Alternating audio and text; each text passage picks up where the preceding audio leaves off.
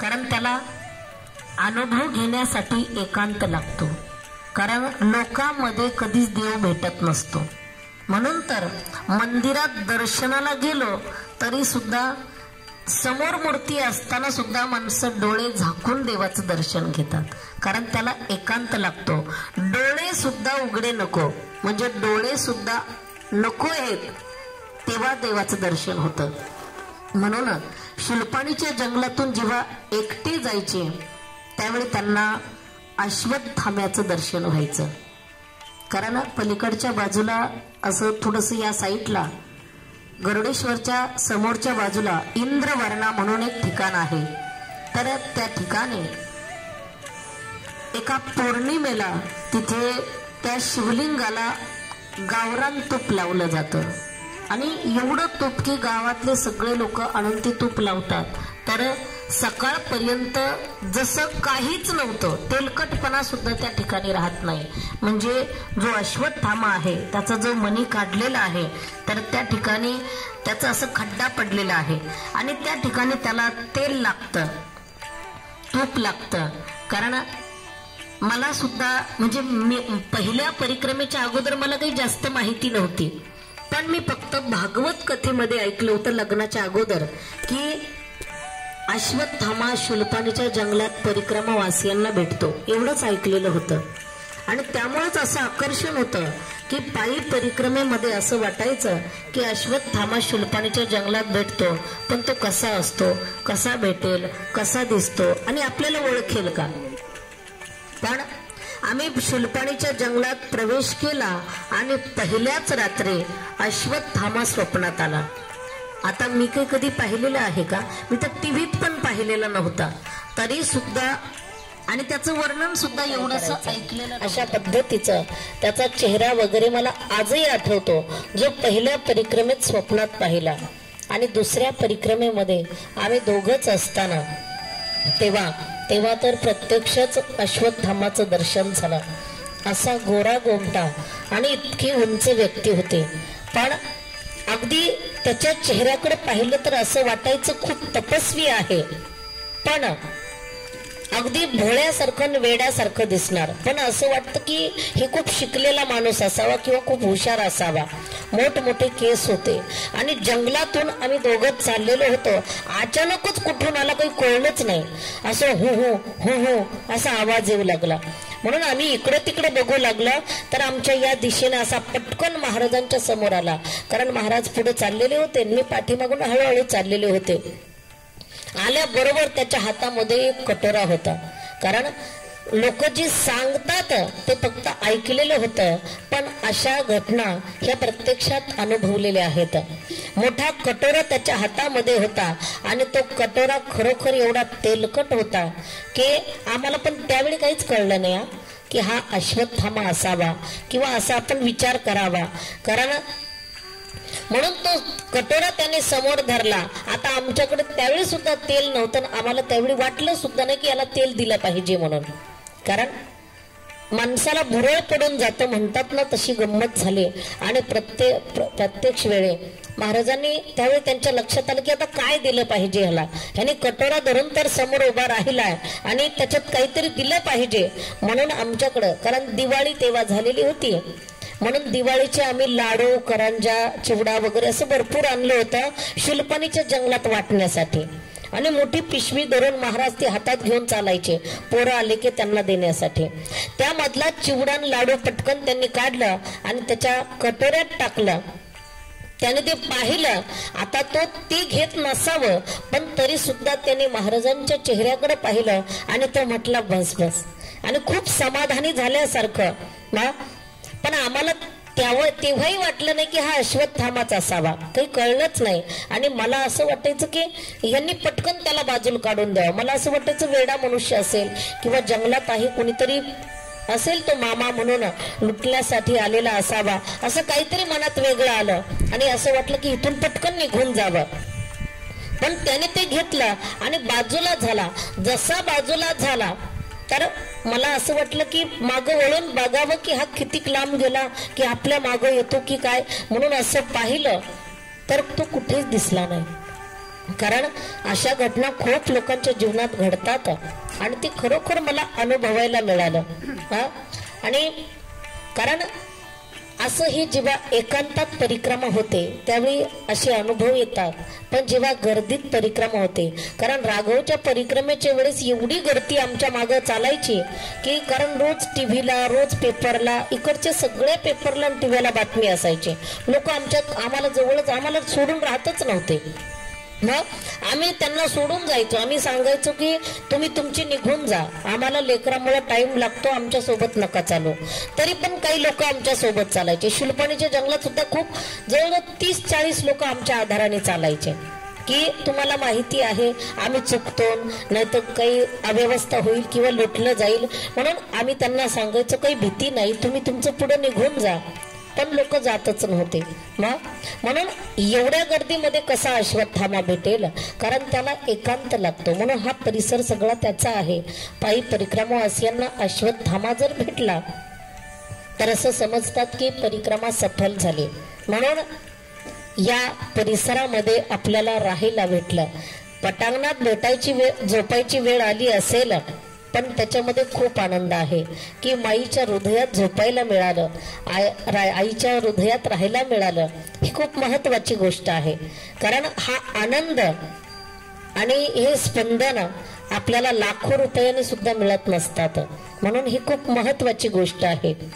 म्हणून आपण या ठिकाणी रात्री विश्राम केला आणि आता इथून जेवण करून आपण जेव्हा पुढे निघू, पुढे काही अंतर गेलं की पुढे हापेश्वर म्हणून ठिकाण आहे. जसं तुम्हाला सांगितलं तिकडून शल्पानेश्वर आहे, तेवढ्याच महत्वाचा हापेश्वर आहे की नर्मदा माईचे जे अवयव सांगितलेले आहेत, तुम्हाला पुढे गेल्यावर जेव्हा प्रसंग येईल तेव्हा उगमापासून संगमापर्यंत जेवढे नर्मदा माईचे ज्या ठिकाणी अवयव आहेत ते तुम्हाला मी नंतर सांगेल.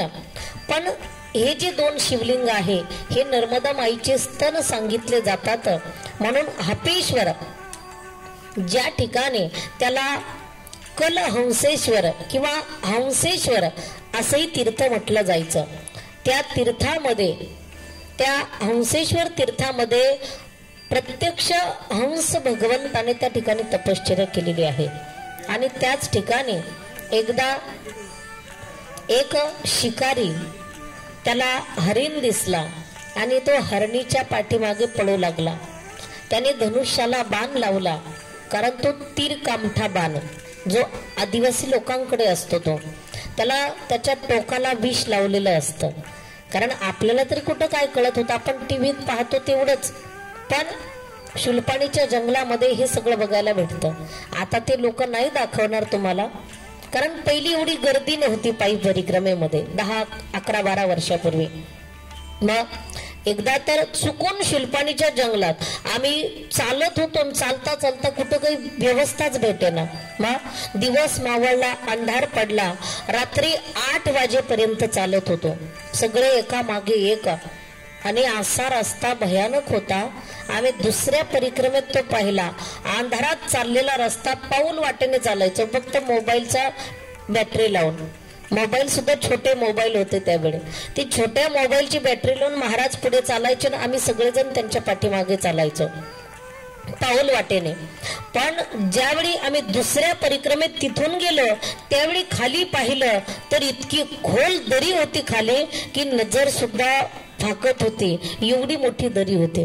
पण अंधारात आम्हाला काहीच कळलं नाही आणि इतकं खेटून एवढ्याशा पाऊल वाटेने गेलो 8 किलोमीटर. रात्री 8 वाजता एक सावरिया म्हणून छोटस गाव, आता गावाच्या अलीकडच्या बाजूलाच एके ठिकाणी आवाज दिला नर्मदे हर म्हणून. तिथला एक माणूस उठला, वयस्कर होता. उठल्याबरोबर त्याने धनुष्याला बाण लावला आणि लगेच त्याच्या त्या फाटका समोर आला. तर त्याला असं वाटलं की चोरच आले. तो इतका घाईघाईने आला आणि तो म्हटला कोण आहे. आता कोण आहे म्हटल्यावर हे सगळेजण नर्मदे हार म्हटले. ते म्हणे काय नर्मदे हार. यांनी सांगितलं आम्ही पायी परिक्रमा करतो आहोत, आम्हाला काही आश्रय मिळाला नाही, म्हणून आम्ही मुक्कामाची व्यवस्था पाहतो आहोत, तर इथं राहायला मिळेल का. तो म्हटला तुम्ही नर्मदे हार म्हटले म्हणून बरं झालं, नाहीतर बाण सोडला असता मी लगेच. आणि आतापर्यंत मी खूप मारलेले आहेत, म्हणून तुम्ही तर काहीच नाहीये. मग पण नर्मदा माई सगळं करून घेत असते आणि अनुभव सुद्धा असे देत असते. म्हणून त्या ठिकाणी त्याने आम्हाला आतमध्ये यायला सुद्धा परवानगी दिली. खूप मोठी झोपडी होती त्याची, तिथेच आम्ही अंथरूण वगैरे टाकलं, आसन लावलं, आरती पूजन केली आणि मग आम्हाला सियाराम बाबाने सीधा दिलेला होता, कारण ते सगळ्यांना सीधा द्यायचे. आता देतात की नाही माहिती नाही एवढ्यात, पण पहिलं ते स्वतः द्यायचे, सगळं आठवणीने द्यायचे. तांदूळ असेल, तांदळामध्येच डाळ काढलेली असायची, म्हणजे एका माणसाचं भागेल एक टायमाचं एवढं द्यायचे. त्याच्यामध्येच एक छोटी पुडी असायची, त्याच्यामध्ये मिरची पावडर असायची, एका पुडीमध्ये हळद पावडर असायची, एका पुडीमध्ये मीठ असायचं आणि ती एकत्र असायचं. मग बिस्किट पुडा असायचा, अगरबत्ती, तूप, वाती सगळं काही असायचं. म्हणून आणि साखर सुद्धा असायची, त्याच्यामध्ये छोटीशी पुडीमध्ये चहा पावडर सुद्धा असायची, इतकी व्यवस्था. मग ते सगळं आम्ही असं ठरवलं की हे सगळं एकत्र कालायचं आणि इथं शिजवायचं. त्याच्याकडून पातेलं घेतलं, पण तो म्हटला मी तांदूळ देतो तुम्हाला. आम्ही म्हटलं नाही नाही तुमचे नको, आमचं पण वजन कमी झालं पाहिजे. आमचेच तांदूळ शिजवले आणि त्यालाही खाऊ घातलं, त्याच्या परिवारालाही खाऊ घातलं आणि आम्ही सगळ्यांनी खाल्लं. म्हणजे त्यावेळी त्याने तो तीर कामठा, तो बाण, धनुष्य ते सगळं दाखवलं. ते म्हणे याला विष लावलेलं असतं, किती लांबून जरी बाण सोडला आणि त्या माणसाच्या कुठेही लागला तरी सुद्धा ते विष सगळं नंतर ते शरीरात पांगतं आणि मग त्याचा मृत्यू होतो. कोण असेल, पशु असेल, मनुष्य असेल. असलेला ह्या शिकारी सुद्धा त्या हरणाच्या पाठीमागे पळत होता आणि हरणाच्या पाठीमागे पळत असताना हरिण पुढे पळायचं, शिकारी पाठीमागून पळायचा. पळता पळता हरिण इतकं पळतं, कारण हरणाला जीव वाचवायचा आहे. ती हरिण मागे पाहतीन पुढे पळती, मागे पाहतीन पुढे पळते आणि पळता पळता अशी तिने उडी मारली की समोर नर्मदा माई वाहत होती. त्या नर्मदा माई मध्येच जाऊन ती पडली. जशी पडली तशीच तळाला गेली. शिकारी किनाऱ्यावरती आला आणि शिकाऱ्याला वाईट वाटू लागला की हातातली शिकार निघून गेली, आता ती काहीच कामाची नाही, तर ती मलाही परत भेटणार नाही आणि तिच्याही जीवनाचा काही उपयोग झाला नाही, मरावं तर लागलंच ना. पण काही क्षणामध्ये त्याला असं एक दृश्य बघायला भेटलं की ती हरिण जशी खाली गेली तशी वरती आली आणि जशी वरती आली तशी तिला एक स्त्रीचं रूप मिळालं. सुंदर अशी तेजस्विनी स्त्री निर्माण झाली, पांढरं शुभ्र वस्त्र परिधान केलेलं आणि तिला घेऊन जाण्यासाठी स्वर्गातून एक विमान आलं आणि त्या विमानामध्ये बसून त्या विमानामधले पार्षद त्या स्त्रीला हाताला धरून त्या विमानामध्ये बसवू लागले. त्यावेळी या शिकाऱ्याला आश्चर्य वाटू लागला की हरिण पाण्यात पडली याची स्त्री कशी झाली, ती विमानात बसून कशी चालली. म्हणून त्या शिकाऱ्याने त्या लोकांना विचारलं, त्या पार्षदांना विचारलं की हे नेमकं काय प्रकार आहे. त्यावेळी त्या पार्षदांनी सांगितलं की ही स्त्री म्हणजे आता जी हरिण पाण्यात पडली त्या हरणीला नर्मदा माईच्या जलाचा स्पर्श झाला आणि तिचं कल्याण झालं, म्हणजेच तिचा जन्म मृत्यू संपला. म्हणून तिला आम्ही स्वर्गामध्ये घेऊन जाण्यासाठी आलेलो आहोत. तर ते म्हणे असं कसं घडू शकतं. त्यांनी सांगितलं हे हंसेश्वर तीर्थ आहे, महान पवित्र तीर्थ आहे आणि या तीर्थामध्ये जर कोणी स्नान केलं तर त्याचं सगळं पाप नष्ट होतं आणि तो नंतर भगवंताच्या धामात जातो, असं महत्व सांगितल्यावर या शिकाऱ्याला आपोआपच असं पश्चाताप होऊ लागला. अरे मी तर जीवनभर केवढं पाप केलं. पाप म्हणजे नुसता पापाचा डोंगरच बनवला असेल, कारण रोज किती पशु मारतो आणि घरच्यांना नेऊन देतो, कारण पशु मारला नाही तर आम्हाला जेवण नाही.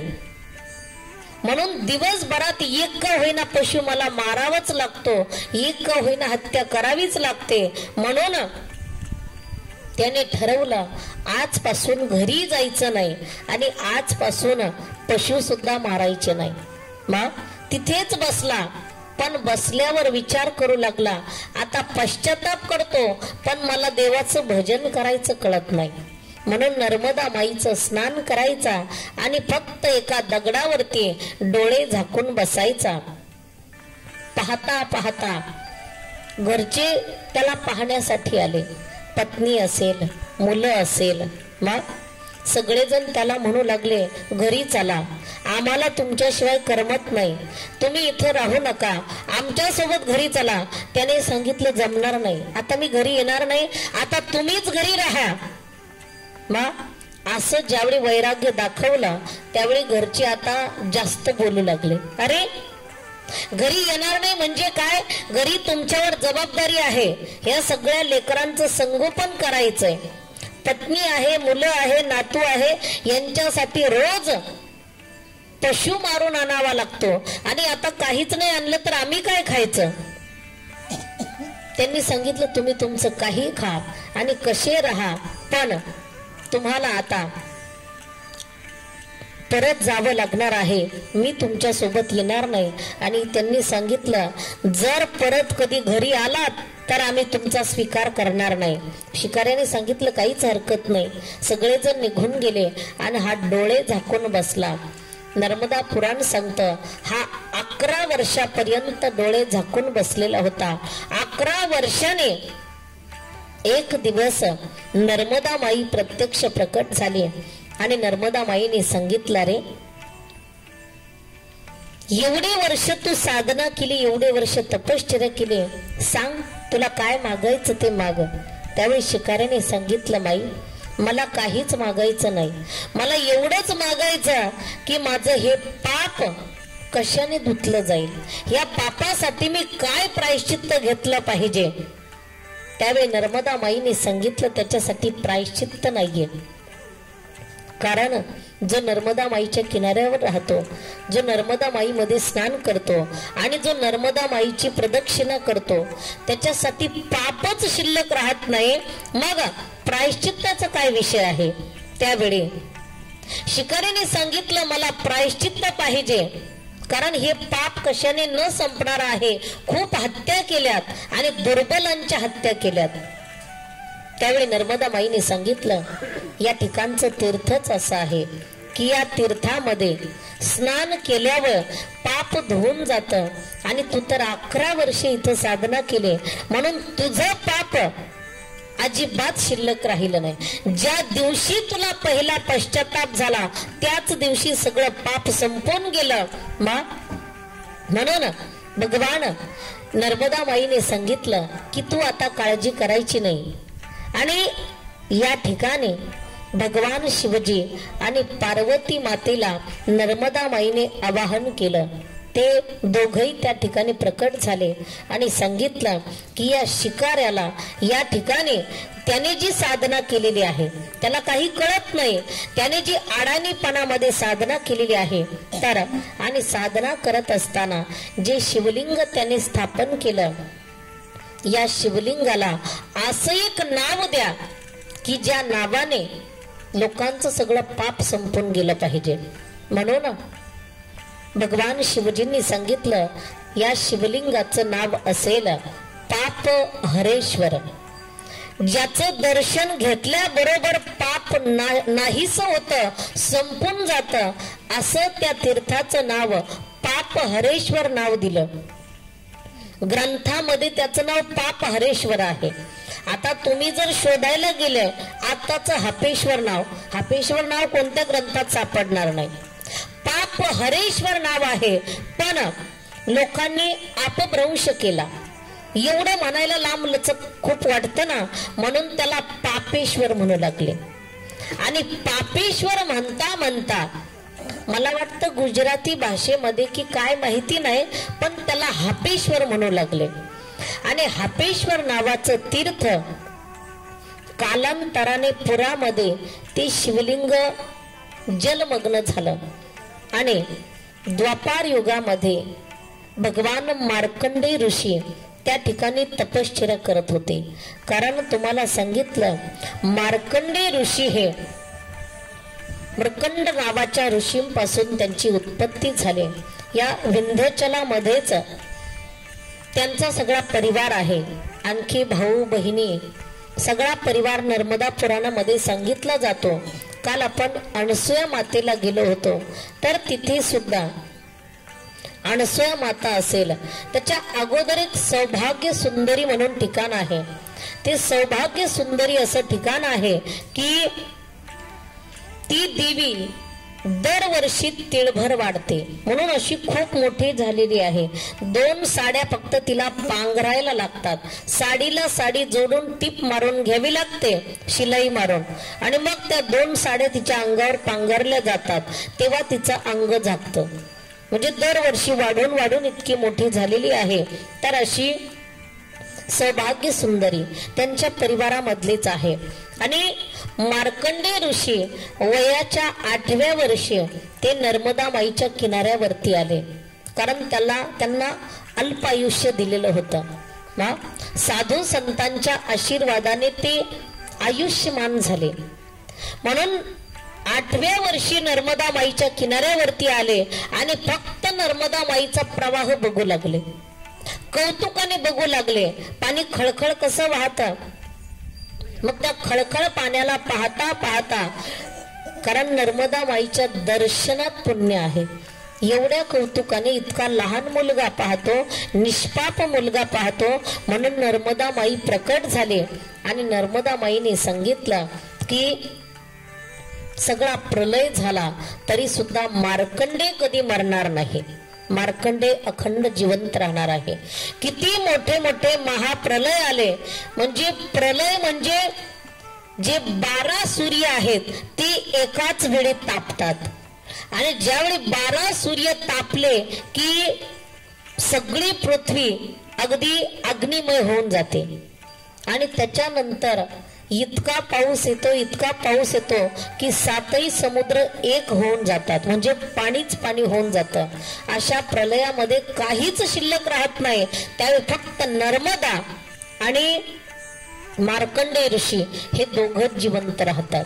म्हणून मार्कंडेय ऋषीला नर्मदा माईने आशीर्वाद दिला आणि मार्कंडेय ऋषीने सांगितलं मला साधना करायची. त्यावेळी नर्मदा माईने त्यांना ठिकाण सांगितलं, ते म्हणजे जे आत्ताचं हपेश्वर आहे, तर त्या ठिकाणी एक गुफा आहे आणि त्या गुफेमध्ये मार्कंडेय ऋषी तपश्चर्या करू लागले. साधना करता करता त्या ठिकाणी अनेक ऋषी मुनी येऊन मार्कंडेय ऋषीच्या आश्रयाने राहू लागले. सत्संग त्या ठिकाणी होऊ लागला, नामस्मरण होऊ लागला, कथा कीर्तन होऊ लागले. आणि पाहता पाहता द्वापार युगामध्ये ज्या दुर्योधनाने पांडवांना जो 12 वर्षाचा वनवास आणि 1 वर्षाचा अज्ञातवास जो सांगितला होता, तो भोगण्यासाठी पांडव नर्मदा किनारी आले. आणि जाता जाता त्या ठिकाणी गेले तर तिथे सगळे संत मंडळी बसलेले होते, कीर्तन चालू होतं. आणि कथा झाल्यानंतर पांडवांमधल्या युधिष्ठिराने एका महात्म्याला विचारलं की हे सगळं काय चालू आहे आणि कोण कथा सांगतं, कशाची कथा सांगतं. त्यावेळी त्या महात्म्याने सांगितलं मार्कंडेय ऋषी कथा सांगतात, नर्मदा पुराणाची कथा सांगतात आणि सगळ्या लोकांना नर्मदा माईचं महात्म्य कळवून देतात. त्यावेळी युधिष्ठिर हा आपल्या पत्नीसह आणि भावंडासह मार्कंडेय ऋषींचं दर्शन घ्यायला गेला. मार्कंडेय ऋषींचं दर्शन घेतल्यावर त्यांना विचारलं की नेमकं काय सांगता आणि काय महात्म्य आहे नर्मदेचं. त्यावेळी मार्कंडेय ऋषींनी सांगितलं तुम्हाला निवंत बसावं लागेल, असं चालता चालता पळता पळता थोडंच कथा सांगता येईल. त्यावेळी मार्कंडेय ऋषींनी नर्मदा पुराणाची पहिली कथा म्हणजे नर्मदा पुराणच मार्कंडेय ऋषींनी सांगितलं, ते हपेश्वरच्या ठिकाणी, तिथं मार्कंडेय गुफेमध्ये. आणि पांडवांनी ऐकलं, अनेक साधू संतांनी ऐकलं. कारण ज्यावेळी आपण नर्मदा पुराण वाचू त्यावेळी आपल्या लक्षात येईल की मार्कंडेय ऋषींनीच म्हटलेलं आहे युधिष्ठिराला, आणि युधिष्ठिराचे प्रश्न आहेत. जसं श्रीमद भगवत गीता भगवान श्रीकृष्णाने सांगितले, पण अर्जुनाचे प्रश्न आहेत, तसं युधिष्ठिराचे प्रश्न आहेत आणि मार्कंडेय ऋषींचे उत्तर आहे. अशा पद्धतीने नर्मदा पुराण ऐकल्यानंतर पांडवांनी सुद्धा तिथे एक शिवलिंग स्थापन केलेलं आहे. आज जे शिवलिंग आहे मंदिरामध्ये तर ते पांडवांनी स्थापन केलेलं शिवलिंग आहे. म्हणून त्याला हापेश्वरही म्हटलं जातं, धर्मेश्वरही म्हटलं जातं की युधिष्ठिराने स्थापन केलं म्हणून. आणि त्याच्यानंतर पांडवांनी पायी नर्मदा प्रदक्षिणा केली.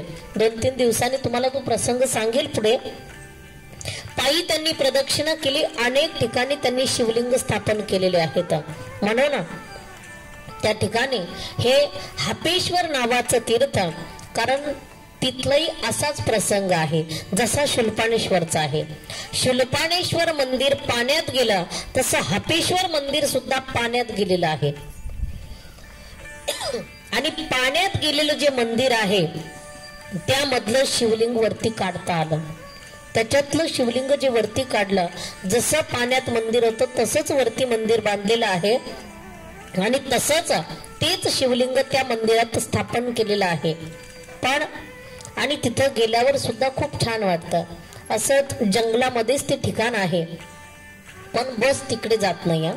पायी कधी आलात तर तुम्ही जाऊ शकता.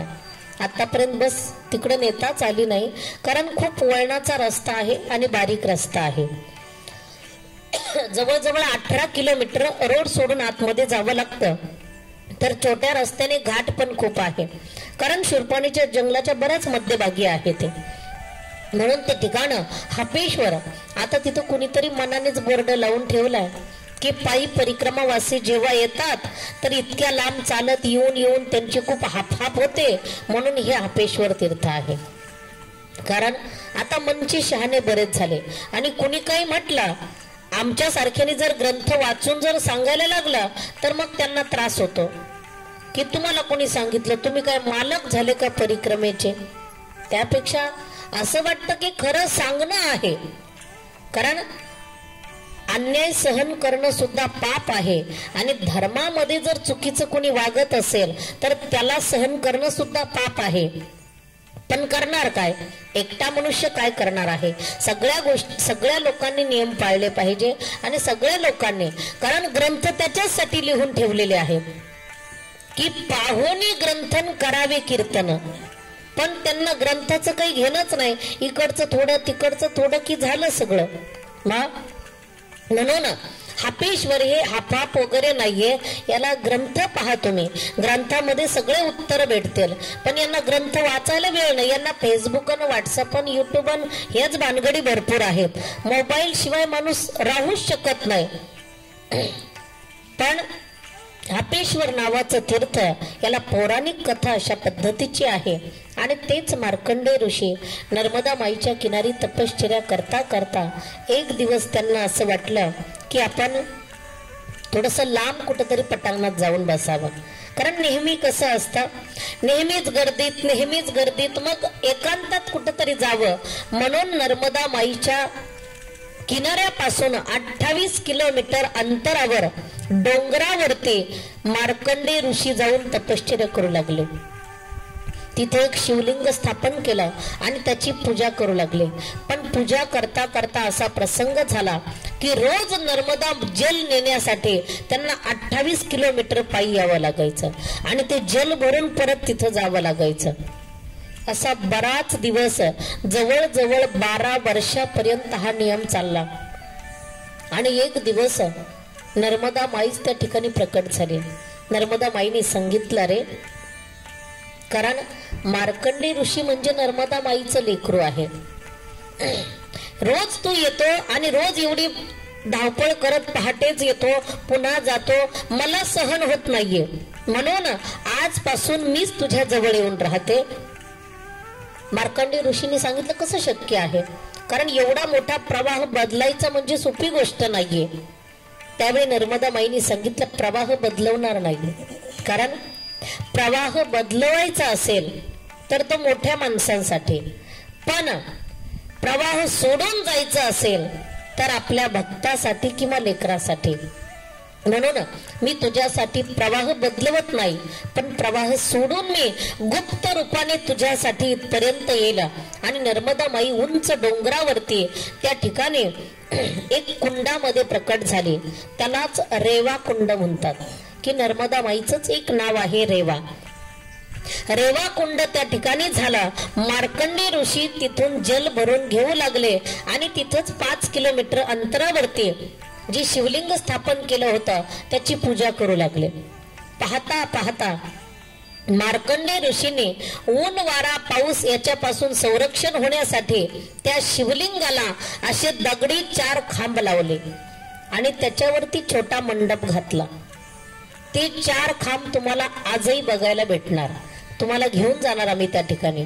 ते 4 खांब लावून छोटा मंडप घातला, म्हणून त्या शिवलिंगाला मार्कंडेय ऋषींनी मंडपेश्वर असं नाव दिलं.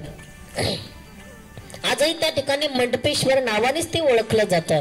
तर त्या मंडपेश्वराच्या ठिकाणी मार्कंडेय ऋषींची साधना पूर्ण झाली आणि नर्मदा माईने सांगितलं, आता तू इथं राहायचं नाही, मग आता तू महाराष्ट्रात जायचं.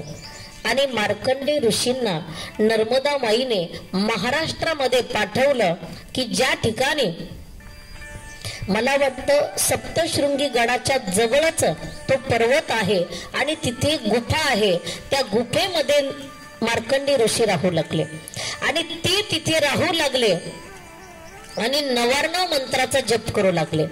नवार्णव मंत्राचा जप करत असताना आई भगवती सप्तशृंगी मातेला आवाज आला की कोणीतरी नवार्णव मंत्राचा जप करतय. म्हणून तिने असा कानाला हात लावून, जरा बारीक आवाज येत असला तर काळजीपूर्वक ऐकायचं असेल तर जरा वाकडी मान करून ती ऐकू लागले. आणि त्या ठिकाणी सप्तशृंगी गडावरती आपण कधी जाऊन पाहिलं तर भगवती देवीची वाकडी मान आहे. मार्कंडेय ऋषींचा मंत्र ऐकण्यासाठी वाकडी मान करून त्या ठिकाणी ती उभी आहे. म्हणून मार्कंडेय ऋषींना तिकडे पाठवलं की महाराष्ट्रातल्या लोकांचं कल्याण करण्यासाठी.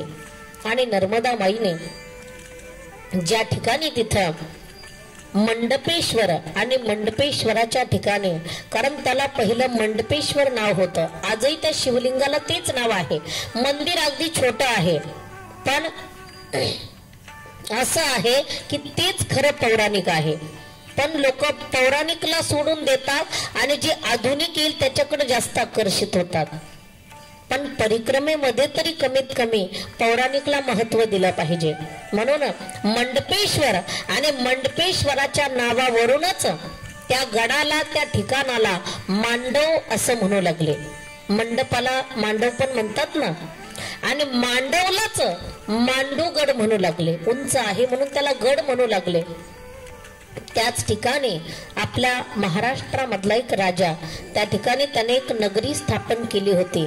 तर ती तिथे खूप मोठं किल्ला आहे, गड आहे, खूप मोठं बांधकाम आहे. कारण ती ऐतिहासिक नगरी, ऐतिहासिक ठिकाण त्याला म्हटलं जातं, तो म्हणजे मांडूगड.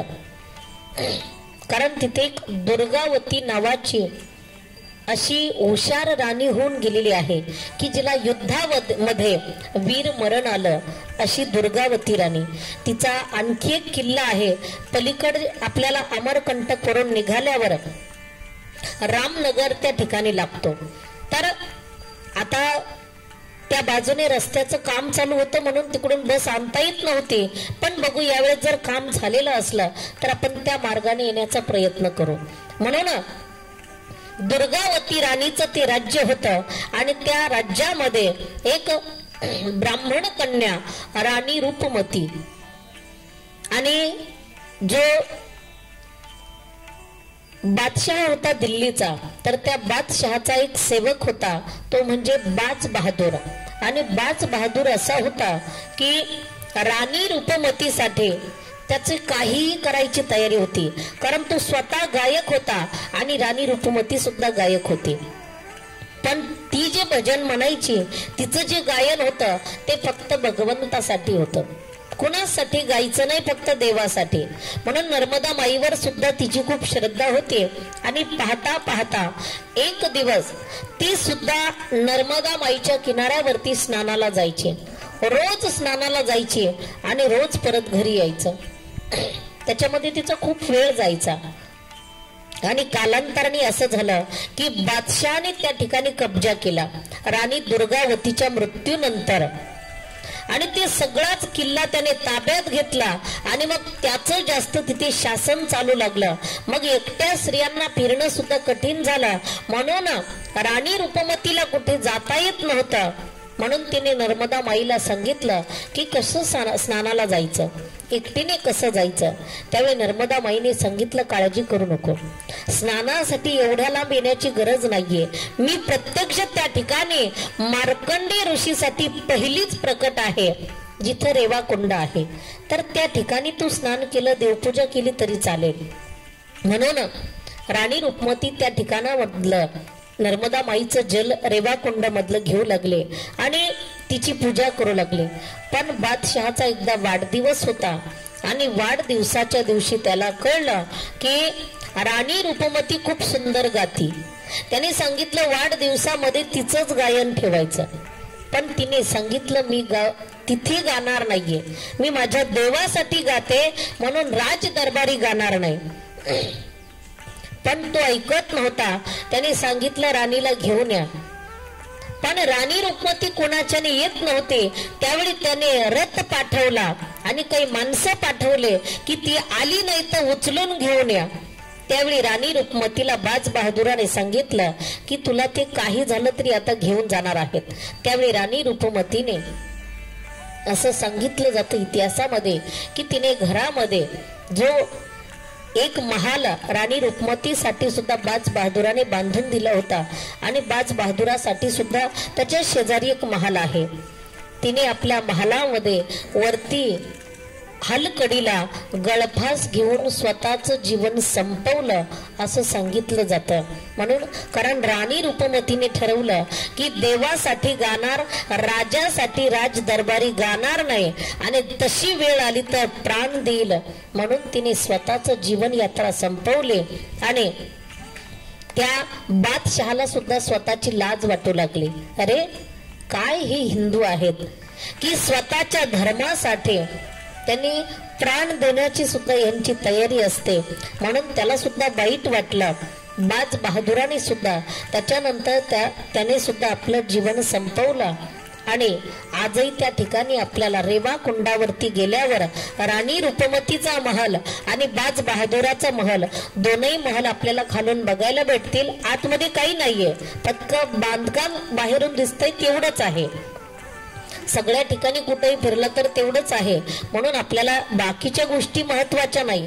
आपल्याला तिथलं फक्त रेवा कुंड, मंडपेश्वर आणि गावामध्ये म्हणजे मांडव गावामध्ये भगवान प्रभू रामचंद्राची चतुर्भुज मूर्ती आहे आणि ती 1100 वर्षे पुराणी मूर्ती आहे. खूप सुंदर आहे ते. म्हणून राम मंदिरामध्ये एक दर्शन घ्यायचं. असे 3 आपले दर्शनीय ठिकाण असतील. हापेश्वरकडे आपल्याला जाता येणार नाही कारण तिकडे गाडी जाणार नाही. म्हणून हे फक्त दुपारपर्यंतचे तीर्थ तुम्हाला सांगितले. आता संध्याकाळचं संध्याकाळी बघू. कारण तुम्हाला सांगितलं ना की आपल्या कामापुरतं तिकडे स्वयंपाक होईपर्यंत फक्त आपलं चालत राहा. मधले तीर्थ ज्या ठिकाणी आपल्याला जाणं शक्य नाही पण तिथले तीर्थ महात्म्य आपण ऐकलंय. पुढे इथून आता आपण जेवण करून निघणार आहे. जेवण केल्यानंतर सगळी आपली तयारी झालीच आहे. फक्त फ्रेश होऊन येऊन लगेच पंक्तीला बसायचं आपल्याला. त्यानंतर आपण आता प्रवास लांबचा आहे. कारण नर्मदा मैया तुम्हाला सांगितलं की ती का गेली, कशा करता गेली तुम्ही ऐकलेलं आहे. कारण मैया प्रवास सोडून बरीच लांब गेलेली आहे. तर तिथे आपल्याला दर्शनासाठी जायचे.